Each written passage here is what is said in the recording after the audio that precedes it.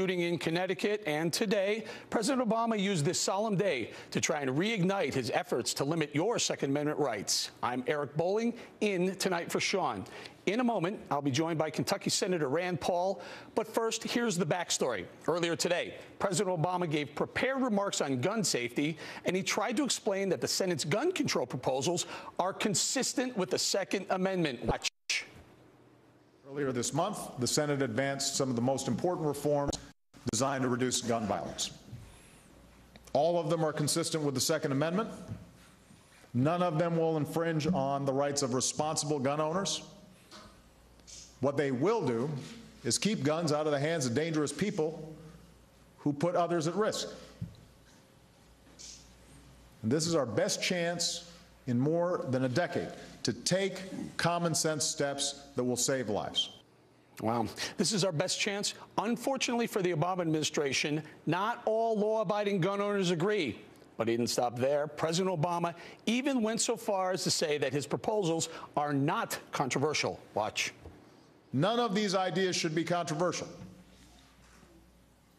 Why wouldn't we want to make it more difficult for a dangerous person to get his or her hand on a gun? Why wouldn't we want to close the loophole that allows as many as 40% of all gun purchases to take place without a background check? Why wouldn't we do that? And if you ask most Americans outside of Washington, including many gun owners, some of these ideas, they don't consider them controversial. Unfortunately, Mr. President, some of the measures you are proposing are controversial and will limit the Second Amendment rights of law-abiding gun owners.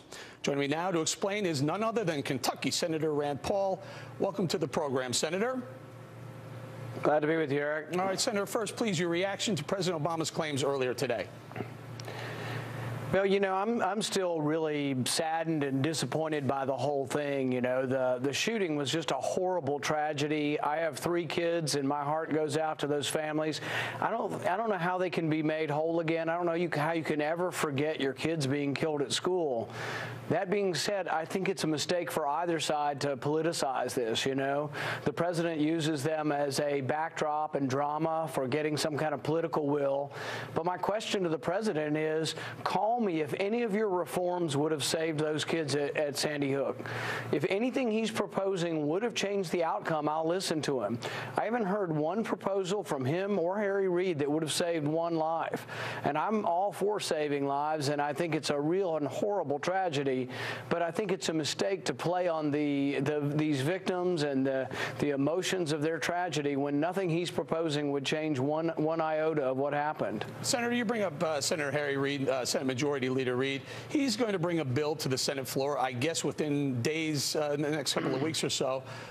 Tell us about your plans for that bill specifically.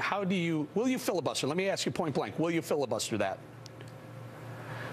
We plan on making them have at least 60 votes to pass any legislation that may abridge the Second Amendment. So we will fight tooth and nail and use every parliamentary procedure to stop that from happening. We have a lot of things on the books that the president says he wants to enhance. Many of these can be enhanced without any legislation. Background checks already do work. We already have rules that say mental health statistics need to come from the states into the data bank. Interestingly, some of the most pro-gun control states in our country are the ones not giving up their mental health information.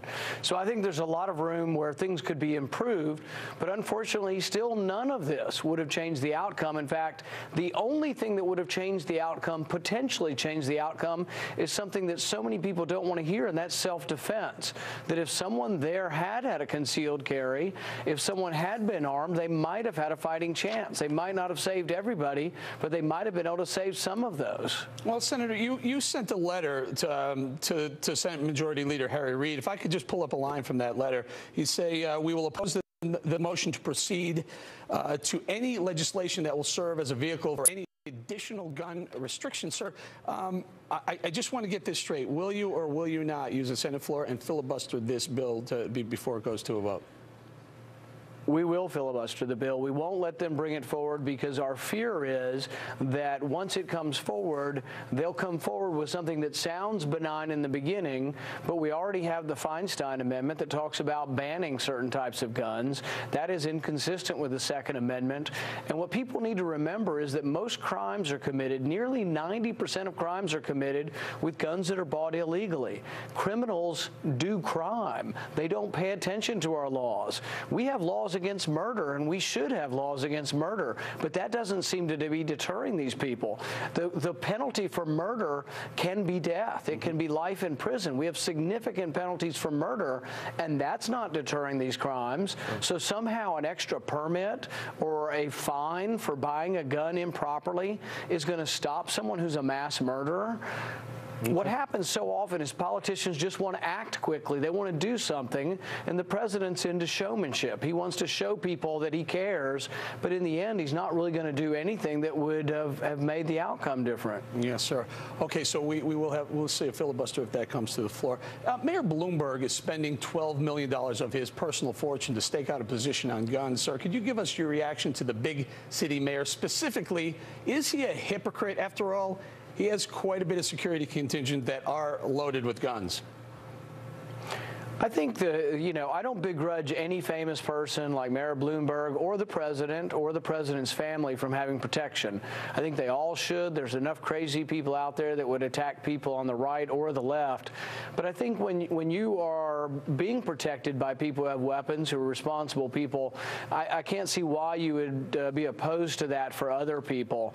And so, yes, many rich Hollywood celebrities have armed guards with them at all times, and then many regular people who live in a poor neighborhood, who have a business in a poor neighborhood, and a neighborhood that may have higher crime, those people have to suffer the vicissitudes of violent crime without protection sometimes because of gun control laws. So yes, I think there is a certain amount of hypocrisy. Sure. Okay, sir. I love my Kimber 1911 .45 caliber, and I also love my Browning over/under shotgun. What's your favorite firearm? I'm a good old shotgun guy, and I grew up not being really much of a hunter or a marksman or anything like that, but I would shoot skeet and still do shoot skeet on occasion with friends. All right, Senator, before we let you go, very quickly, is the leadership behind you, McConnell, Boehner, Cantor, do they stand with you, sir? I haven't seen any signs of the cracks breaking or any kind of fissure within the Republican Party. The one thing about the Republican Party is, we defend the Second Amendment, but we also try to defend the entire Bill of Rights. Some on the left are good with the First Amendment, but, the Second Amendment is sort of a dirty amendment to them. I think all the Bill of Rights is the same, and they all deserve protection. All right, we're going to leave it there. Senator Rand Paul, thank you for joining us tonight. Thank you. All right, still ahead, Governor John Sununu.